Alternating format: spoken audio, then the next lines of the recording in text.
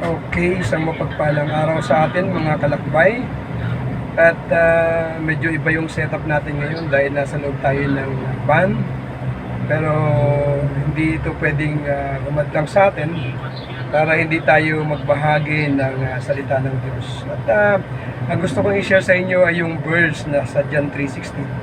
Ito ay familiar verse at alam ko marami ang nakakaalam nito. Marami ang nakabasa at yung iba ay memorize pa itong verse na to at minsan ay inaawit pa ito. Subalit ang tanong ay nauunawaan ba talaga ng tao ang verse na ito? So ulitin ko sa inyo ang John 3:16.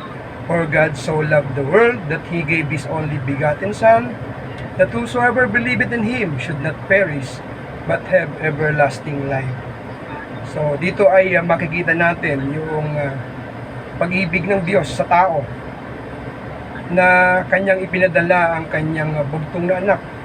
Yun ay walang iba kundi ang ating Panginoong Jesucristo.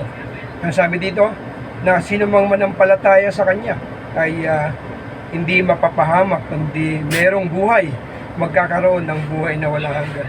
So ilang mga katotohanan ang makikita natin dito na merong kapahamakan na nag-aantay sa tao.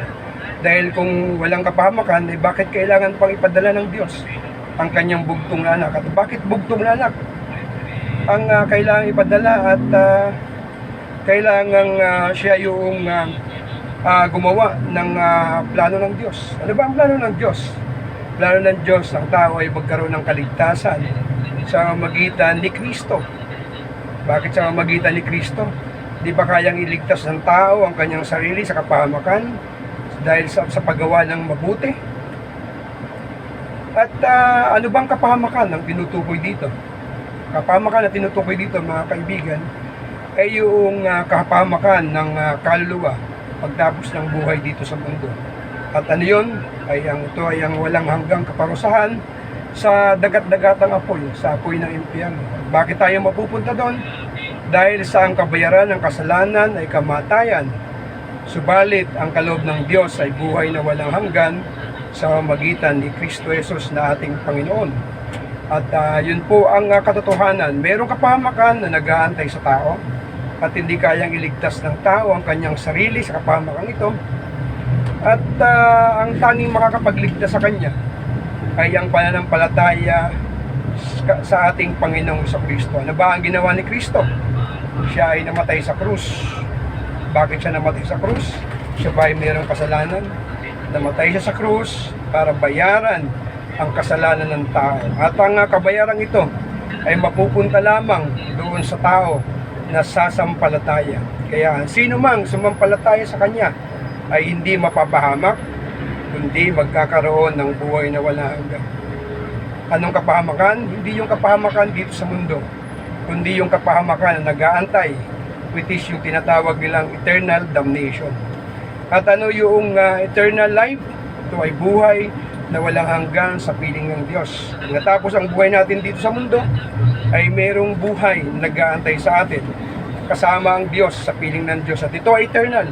At ito yung sinasabi sa John 3:16 na for God so loved the world that He gave His only begotten Son, that whosoever believeth in Him should not perish but have everlasting life. So ito lang po ang ating life verse sa umagang ito mga kalakbay. At nawa ay paulit-ulitin nating basahin ang John 3:16 sapagkat ay dito nakapaloob ang pag-ibig ng Diyos sa tao at nakapaloob din dito yung hustisya ng Diyos dahil mayroong kaparusahan. Subalit ang kanyang habag ay pinakita rin dito sa pagbibigay ng kanyang anak para sa katubusan at kabayaran ng ating kasalanan.